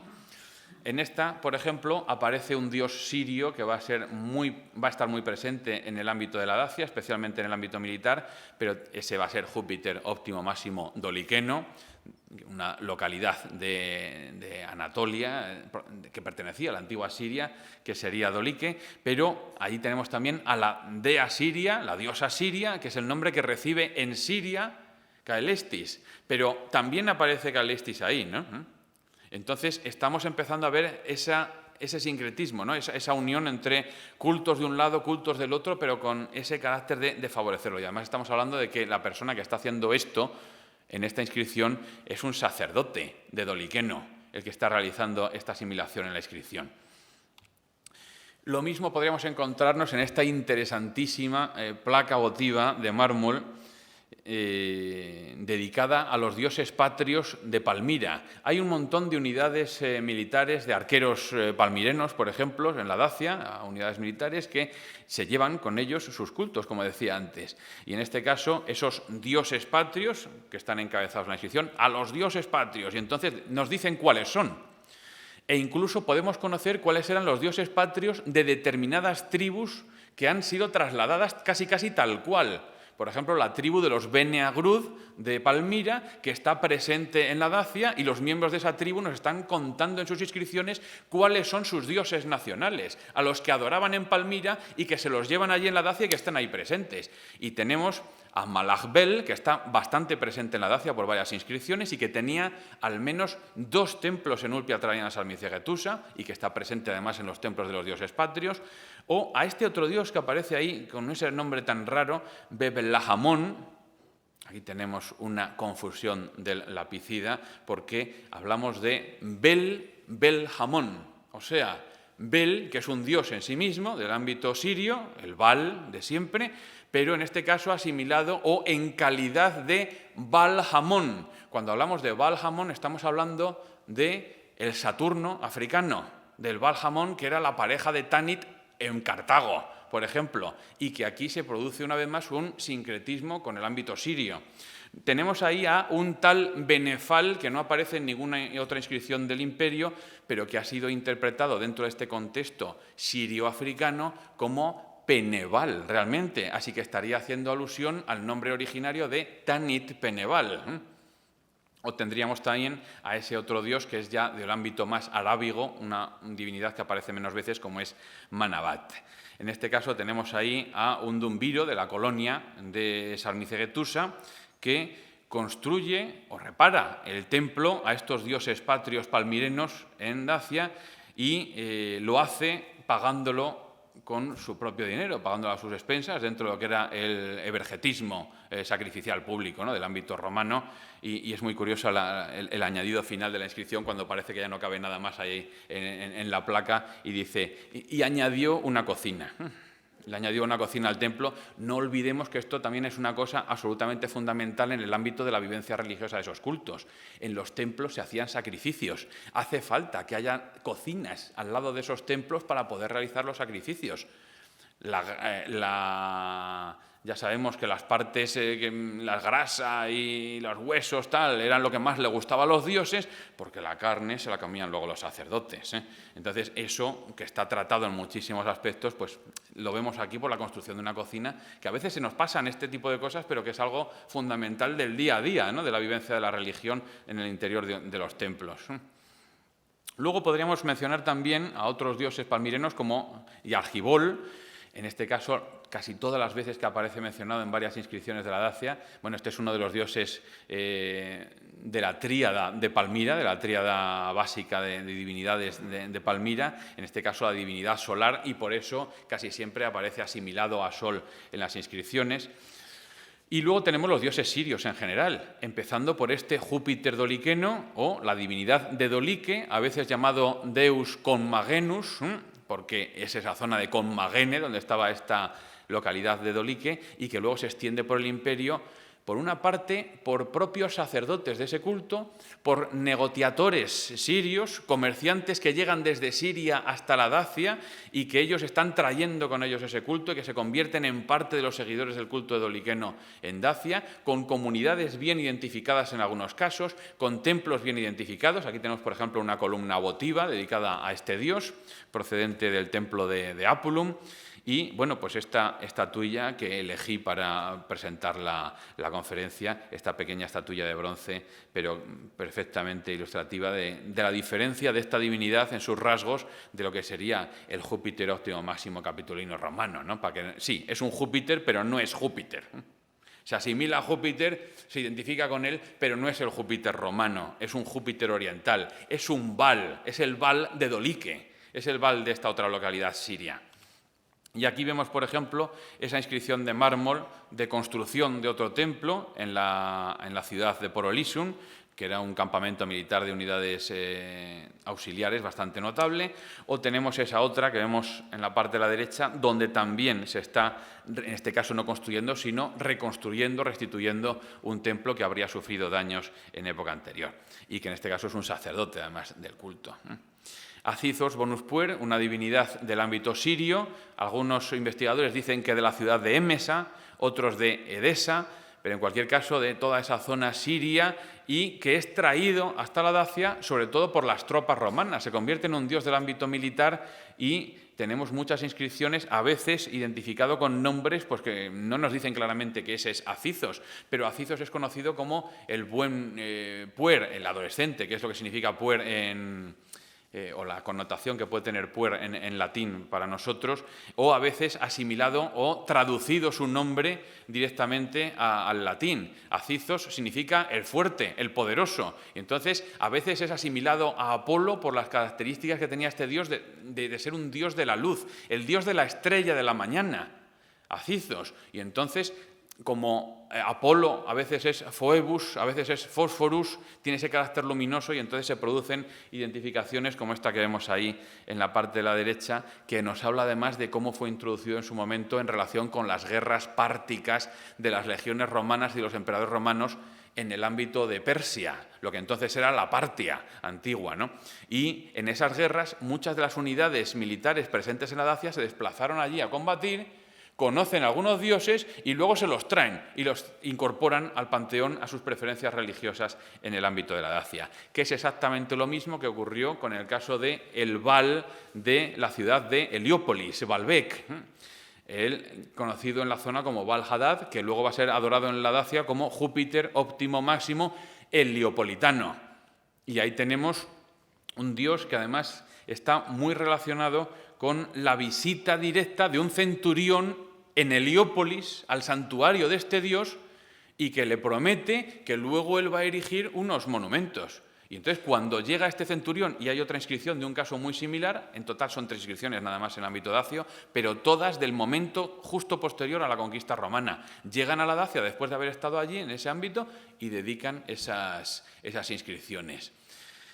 Y luego, pues otros muchos dioses del ámbito sirio, como estos que vemos ahí. El Júpiter de la ciudad de Hierápolis, Turmasgades, Júpiter Balmarcodes, la dea siria que mencionábamos antes, Baltis, que es Caelestis en el ámbito sirio también, o el sol invicto el Agábal, que es el Baal de la ciudad de Émesa, que difundieron mucho los severos.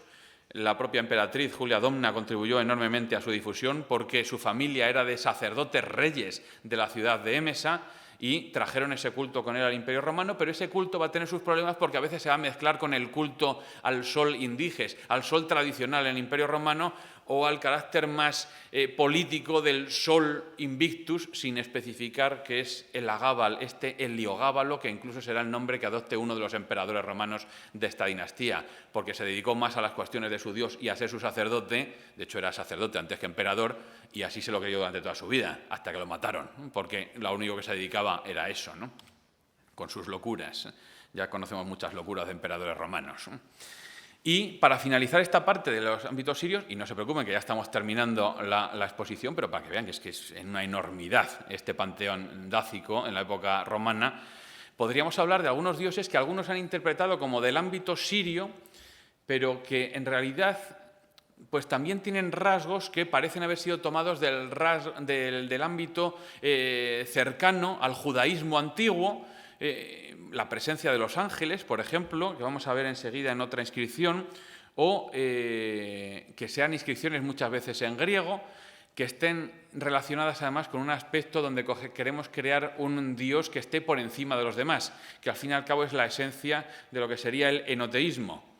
El monoteísmo defiende la existencia de un solo Dios, el politeísmo que hay muchos. El enoteísmo no niega la existencia de los otros dioses, pero coge a uno y lo coloca claramente por encima del resto y de hecho además recibe un favor en muchas ocasiones cuando se ha producido esto a lo largo de la historia. Pues bien, en el caso de la Dacia tenemos esa presencia con el Deus Aeternus, que vemos ahora alguna inscripción, o el Theos Ipsistos, Zeus Ipsistos, que vemos ahí, o luego traducido directamente al latín por ese Júpiter Summus Exuperantissimus, que suponen una concreción de estas tendencias sincretísticas y enoteístas en la zona del ámbito sirio y luego trasladadas a otras partes del ámbito romano y que están presentes también en la Dacia. No conocemos el nombre específico de estos dioses porque se los conocen así, el dios más alto, el dios más elevado, el Dios supremo, podríamos decir, pero por encima de los otros dioses, pero no negamos la existencia de esos otros dioses.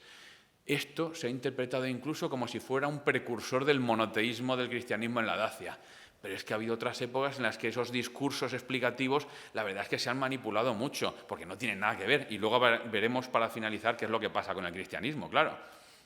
Aquí algunas muestras de ese culto del Dios eterno, una columna votiva, allá a mano izquierda, relieves o esa placa votiva que vemos de mármol, un dibujo de la placa, porque el original no pude comprobarlo en su momento, dedicado al Dios eterno, a la diosa Juno y a los ángeles. En este caso, como unos seres espirituales que están muy relacionados con esta divinidad, no única, pero sí entendida como algo superior y que les sirven como mensajeros para manifestarse en el campo normal. Ciertamente los ángeles están presentes en el ámbito judaico y en esta época saduceos y fariseos se están dando de tortas porque los fariseos en el ámbito judío están defendiendo la existencia de los ángeles y los saduceos niegan la existencia de los ángeles dentro de lo que sería la teología judaica. Así que en ese ámbito y en esa primera expansión del mundo judío fuera de las fronteras de lo que habría sido la antigua Judea, también presente en otras zonas y hacia el ámbito sirio, se puede entender que pudiera haber alguna influencia en estos cultos, lo cual no significa que estos cultos directamente, como se ha interpretado en otras ocasiones por algunos autores, puedan ser identificativos de presencia de judíos en el ámbito de la Dacia. No hay la menor prueba para poder decir esto.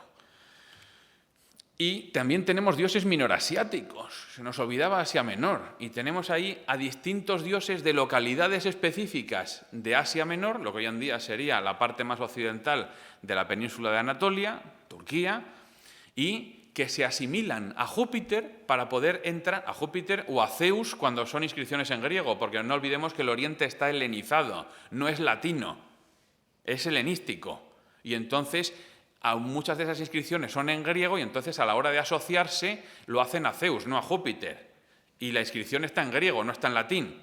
Y entonces lo que vemos es que realizan ese mecanismo y aquí es donde vemos esa amplitud que decíamos al principio de la conferencia casi para el culto de Júpiter en el Imperio Romano, en el ámbito de la Dacia.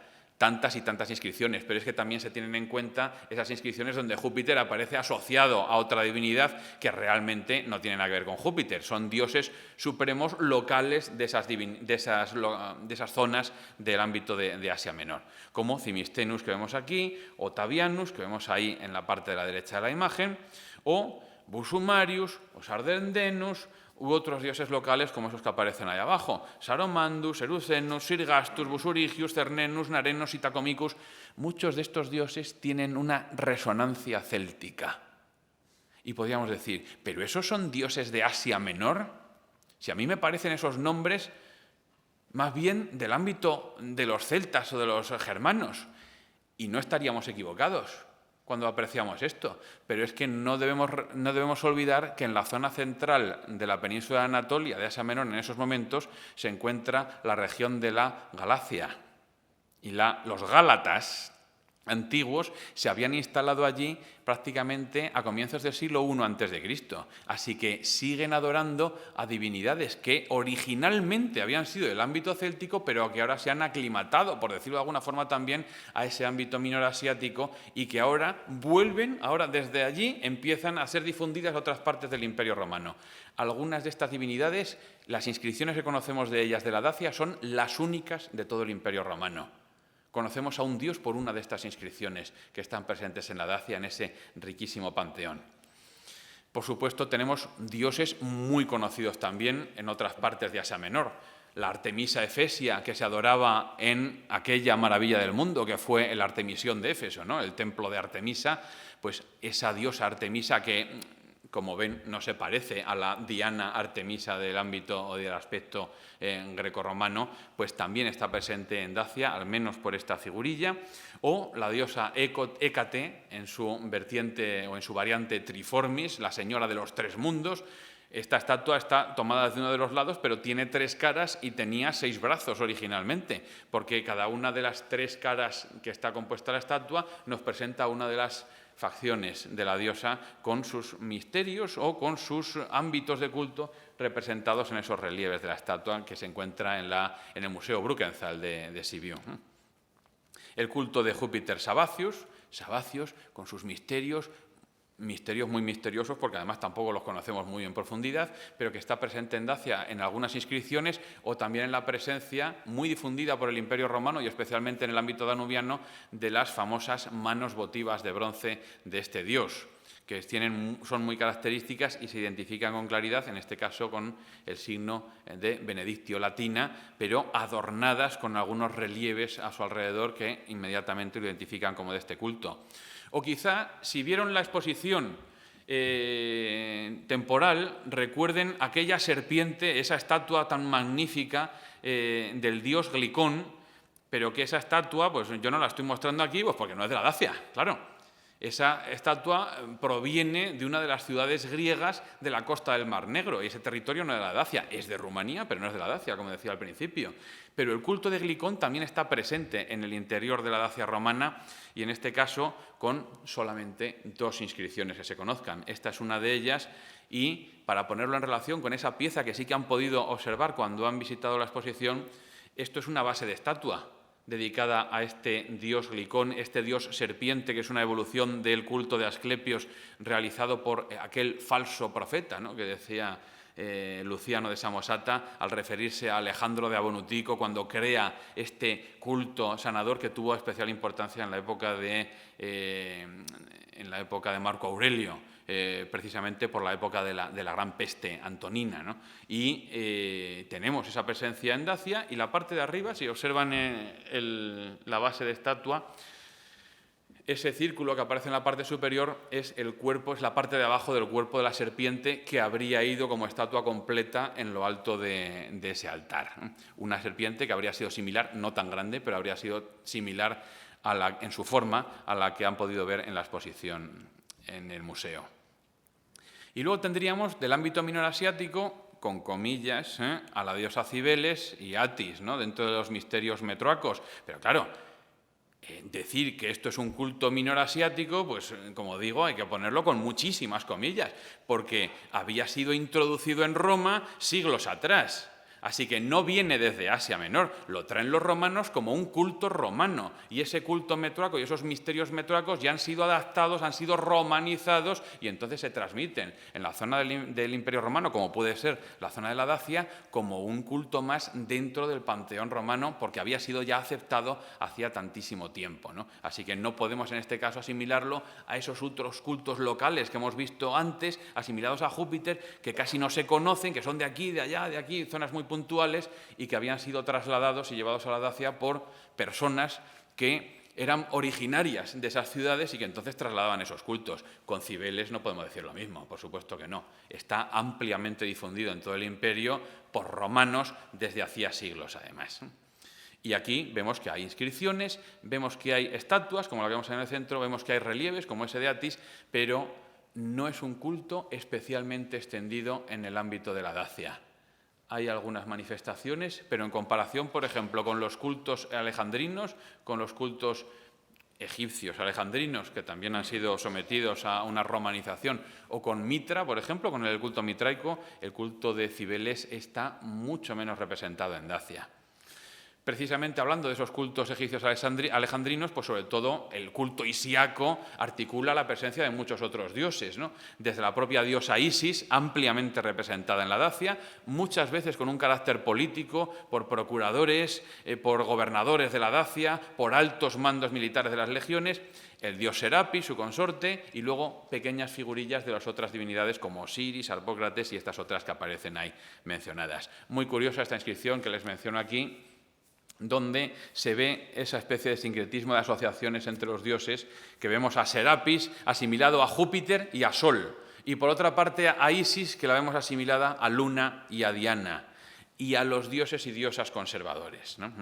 Aquí vemos algunas figurillas de la diosa Isis, en concreto, y una inscripción. También un sello de terracota de Serapis, inscripción. Vemos una pequeña figurilla de bronce dorado y, por supuesto, llegamos al mitraísmo. Y ahí es donde nos encontramos con una religión que volvemos a estar en lo mismo. Dice, oriental, del ámbito persa. Dice, no. Está ampliamente demostrado que el mitraísmo romano se origina en la zona del puerto de Ostia y en Roma, y desde allí se expande principalmente por medio de las legiones romanas hacia la zona donde están presentes esas legiones romanas. Allí donde no está presente el ejército, si exceptuamos Roma y Ostia, por supuesto, allí donde no está presente el ejército no hay una importante presencia del mitraísmo, lo cual no significa que debamos exagerar la importancia del elemento militar, porque sí es cierto que aunque en el ámbito militar está ampliamente extendido el mitraísmo, también es cierto que se practica bastante en el ámbito privado, en el ámbito de la religión privada, y por muchas personas que no son del ámbito militar y, por ejemplo, en el ámbito también de personas de extracción social quizá más baja en algunos casos. En Dacia nos encontramos con multitud de ejemplos de relieves, como este maravilloso que vemos aquí, procedente de Apulum, donde se han encontrado varios mitreos, no solo uno, sino varios mitreos. O podemos encontrarnos en Ulpia Traiana Salmicegetusa, con el que durante mucho tiempo fue considerado el mitreo más grande de todo el Imperio Romano encontrado hasta la fecha. Luego ha sido superado, pero tenemos ahí un mitreo realmente impresionante en sus dimensiones, claro, donde se han encontrado multitud de hallazgos de todo tipo, relieves, como este que vemos aquí, mostrándonos distintas escenas de los misterios mitraicos, o estatuas maravillosas de culto, como este Mitra tauróctono, este grupo estatuario con el toro siendo sacrificado con el dios Mitra, que se sitúa encima, sujetándole con la rodilla para cortarle el cuello, ¿no?, y hacer que abierta su sangre. O vemos también a los dos dadóforos, a los dos lados, que siempre se disponían a los lados de esta escena de la tauroctonía. Vemos a Cautópates, vemos a Cautes al otro lado. Vemos escenas y estatuillas del Mitra petrogénito, el origen de esta divinidad, naciendo de la piedra, y aparece representado así en muchas ocasiones en Dacia también. Multitud de relieves, estamos hablando de más de un centenar, bastante más de un centenar de relieves anepigráficos, más inscripciones y relieves epigráficos que nos dan que probablemente sea el segundo culto en importancia en la Dacia después del de Júpiter. Y eso es un dios que es distinto del ámbito habitual de los romanos, aunque haya pasado por una amplia aclimatación y una amplia romanización también, como digo, para ser una cosa completamente distinta a lo que había sido el culto original de Mitra en Persia, que no tiene nada que ver. Y decíamos que esto pudo suceder también por el ámbito de la presencia de esa teología solar en el ámbito de la Dacia, de ese sol invencible, que nos encontramos con un sol indígena romano, que si nos encontramos con el Helios griego, que si nos encontramos con un sol invictus declarado por los emperadores como una divinidad enoteísta también, pero desde el punto de vista de un enoteísmo solar, para captar una cercanía del pueblo romano y de los habitantes de Roma hacia la dinastía imperial, y que luego además esos emperadores romanos como los severos, las emperatrices y algunos de esos emperadores son del ámbito sirio y traen la importante presencia de este dios ya entendido como Sol Invictus, el Agábal, el Baal de la ciudad de Émesa, y lo trasladan incluso, como hizo Heliogábalo, que se hace llamar con el propio nombre de la divinidad, que traslada el betilo de este dios en una enorme procesión que tarda, no sé si un año y algo, en llegar hasta la ciudad de Roma para consagrar un culto allí y un templo en la ciudad de Roma para este dios, que luego será casi borrado de la faz de la tierra hasta que aparezca el emperador Aureliano décadas más tarde y cree el nuevo culto al Deus Invictus, ¿no? Al Deus Sol Invictus, que será de nuevo un dios supremo enoteísta en el Imperio Romano. Aquí lo vemos en este caso con una cuestión que no tendría nada que ver con el mitraísmo. Tenemos un Helios Aneiketos, que es ese Sol Invictus en griego, donde Mitra no aparece por ninguna parte. Hay inscripciones así que pueden ser catalogadas como mitraicas cuando se han encontrado cerca de un mitreo o tienen un relieve por alguna de sus caras que está relacionado con el culto mitraico, pero hay muchos otros testimonios que no han sido encontrados o que han sido encontrados precisamente en zonas que no tienen nada que ver con el mitraísmo. Así que el mitraísmo está presente, está muy asimilado al culto solar, pero aparte de ese culto solar mitraico también tenemos otro culto solar enoteísta en aquellos momentos en la Dacia romana. Y las últimas cuestiones que nos quedarían por ver. También tendríamos que hablar del culto imperial, pero es que el culto imperial no tiene dioses. Es un culto absolutamente ficticio en este caso, de carácter político, la divinización de los emperadores, ¿no?, a su muerte, y un culto de carácter absolutamente político para conseguir la lealtad, la unidad de todos los habitantes del imperio en torno a una misma creencia, aunque luego cada uno pudiera adorar a quien le diera la gana, de toda esta selección y una selección más amplia de las que yo he podido mostrar aquí en esta tarde. Así que simplemente mencionar que también está presente ese culto imperial y nos quedaría la pregunta, ¿qué sucede con el cristianismo? Seguro que ustedes en la exposición vieron muchas piezas también del ámbito cristiano, el ámbito paleocristiano, pero no son de la Dacia. Esas piezas que vimos son sobre todo de las ciudades griegas de la zona del Ponto, de la zona del Mar Negro, porque la Dacia fue abandonada por el ejército y por la administración romana por el emperador Aureliano entre el 270 y 271 después de Cristo. No había dado tiempo a que se implementase el cristianismo de una forma clara como lo va a hacer después en esas otras zonas, donde llega antes, además, porque lo hace por mar, a esos puertos de la costa del Mar Negro. En esas ciudades es donde se establecen los obispados, que luego desaparecerán con la llegada de las invasiones bárbaras, hasta que sean luego restaurados siglos después. Pero en el interior de la Dacia, los poquísimos testimonios que pueden intentar entenderse como cristianos son muy controvertidos y, sobre todo, son muy escasos. La historia del cristianismo en ese ámbito geográfico es posterior a la de la historia de la Dacia romana, con lo cual, en este caso, lo dejamos para un ámbito temporal posterior a esa dominación en la época del Imperio Romano. Fijémonos, ya para concluir, que esta historia visual de la religión en la Dacia romana, con tantos y tantísimos dioses y diosas que hemos mencionado aquí y de algunos de los cuales he podido presentar algunos testimonios de la Dacia, responden a una realidad de una provincia riquísima en su romanización, riquísima en su ámbito religioso también, que solo duró como provincia 165 años. Y en 165 años tiene testimonios religiosos que le dan 100 vueltas a algunas provincias romanas que estuvieron durante bastante más tiempo formando parte del Imperio Romano, lo cual es una muestra de esa riqueza a lo largo del tiempo en todos los ámbitos, por sus especificidades, pero especialmente también en el ámbito religioso. Muchas gracias.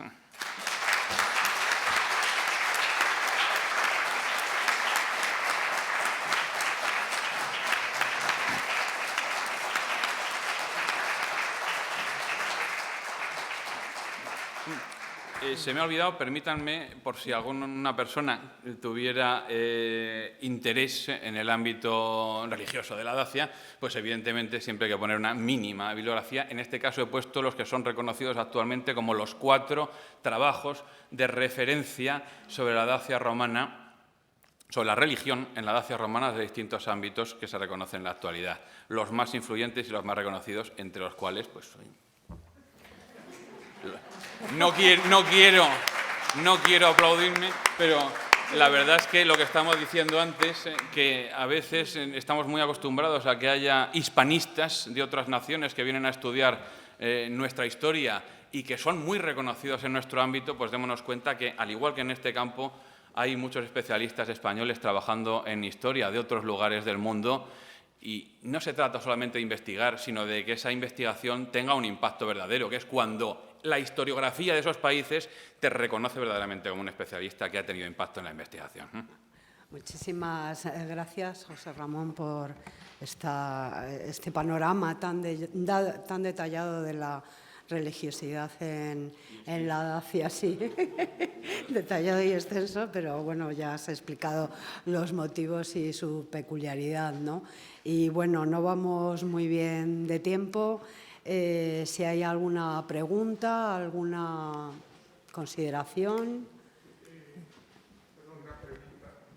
Sí, estaba.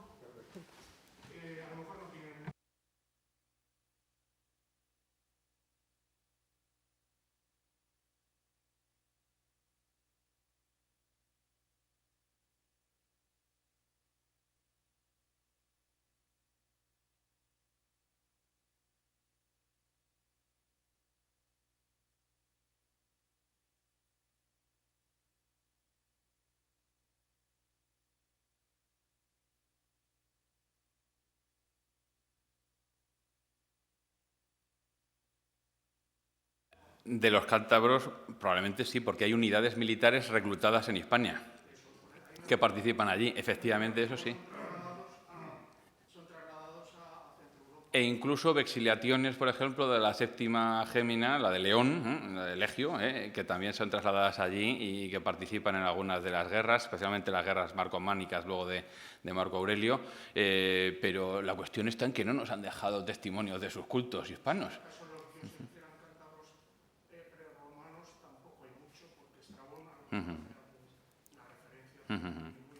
Es que a veces, cuando nos encontramos con esas situaciones en las que no tenemos más que los testimonios de los que han vencido y no tenemos testimonios de aquellos que fueron vencidos, y decimos, ¿y ahora quién interpreta lo que hubo aquí realmente? Sobre todo si el pueblo vencido no tiene una cultura como tenían los romanos, que es una cultura epigráfica, o no tenían una escritura o una historia. Por eso hablamos a veces de pueblos protohistóricos, ¿no? Porque son otros los que van a contar su historia. Y cuando son otros los que cuentan su historia, pues tenemos ese problema. Que a la hora de hablar, por ejemplo, de lo que estamos hablando aquí, que es del ámbito religioso, pues tenemos los mismos problemas que podemos encontrar para el ámbito dácico que he mencionado antes, efectivamente. Y la pena es que si esos dioses hubiesen persistido ya en la época romana en Hispania, y si esas unidades reclutadas en Hispania los hubiesen llevado allí y se hubiese podido establecer esa presencia, pues habría sido interesantísimo también, evidentemente. Pero lo curioso es que algunos de esos dioses ni siquiera están atestiguados en Hispania, solamente por las fuentes, y luego resulta que de los dioses que sí que conocemos muchos indígenas aquí en Hispania, en Dacia no aparece ninguno. Salvo el Mars Singilis que he comentado antes, de la zona de Antequera, salvo ese, nada más. Nada. Creo que había una pregunta para. Si se puede ver la conferencia, queda colgada en internet. Sí, la estamos grabando. Luego necesitamos un tiempo para hacer la edición y yo creo que en unos 15 días. No, para nada, no, en absoluto. Las imágenes. En unos 15 días o así. Las referencias. Probablemente pueda estar ya en la web, si no, pues eso, 2 o 3 semanas estará o incluso antes. Pero sí. Júpiter Dolichenius, aparte de ser ese el origen, tiene una característica fundamental en su representación. ¿No? Siempre aparece igual, por lo menos. Siempre. Sí, es correcto. La iconografía específica de alguno de estos cultos, aunque sean asimilados, pasa lo mismo con Sabacius. o con Júpiter Cebelsurdo, que hemos mencionado antes, cada vez que son representados tienen una iconografía muy específica que hace que se les pueda identificar fácilmente como un dios que es de una zona, que es de un lugar, de una región, de una localidad, pero que es asimilado a Júpiter, y sus características de asimilación a Júpiter son porque es un dios supremo, porque es un dios con un carácter casi omnipotente, podríamos decir, dios del rayo a veces, o dios de la guerra, con distintos atributos, pero que a lo mejor físicamente en lo único que se parecen es en la barba, y poco más. Otra pregunta la mano sabacia, yo la he visto extendida desde Cartagena Por todas partes. a la Calabria, en Italia, la he visto en otro museo, y ahora no he estado también en Rumanía y no la he visto en el museo. Es que no está, esta que yo he puesto aquí está en un museo húngaro.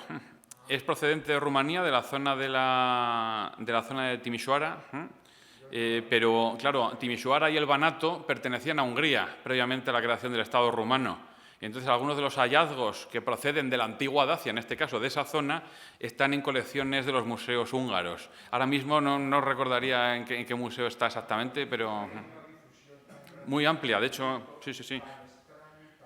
En la zona de Pannonia, por ejemplo, en las Pannonias hay muchísimas de estas representaciones, sí, en Raetia, en Órico también, sí, y en Mesia.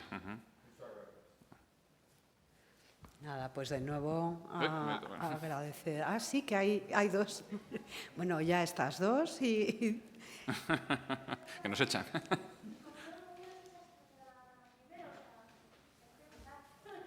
No, haz la pregunta. ¿Perdón? En caso de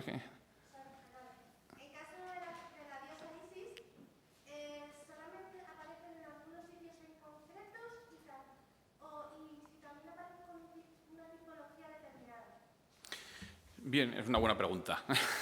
La diosa Isis aparece sobre todo en ámbito urbano y asociada por lo general a manifestaciones del poder imperial. Esto es, de personajes que forman parte de la administración romana. Antes creo que he comentado que desde los propios gobernadores de la Dacia o procuradores, o también de los tribunos principales o de los legados de las legiones, miembros de la administración en general, porque es un culto que en Dacia está sobre todo ligado a una expresión de fidelidad hacia la familia imperial. Entonces, la presencia en Dacia, sobre todo, de Isis y Serapis es esa. Digo sobre todo, porque, por supuesto, cuando encontramos las figurillas no es lo mismo que las inscripciones.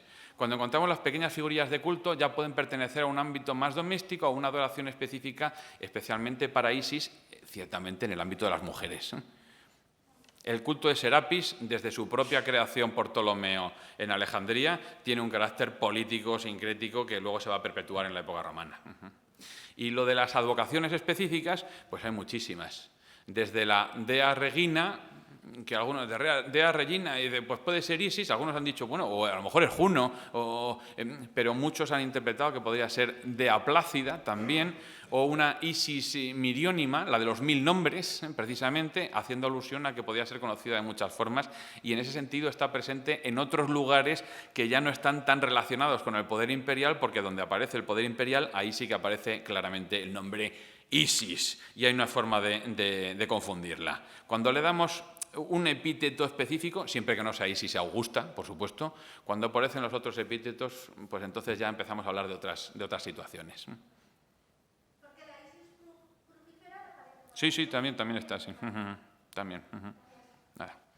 Una pregunta al margen de los dioses y diosas de los dacios. Cuando vi el año pasado la exposición, había cosas que no entendía. Bueno, realmente no podía comprender por qué no había ninguna información epigráfica o escritura que explicara un poco la historia de esta gente, dacios, guetas, etcétera, y se supone que hablaría unos terceros de ellos, porque si no hay nada escrito serían los griegos los que hablarían de ellos.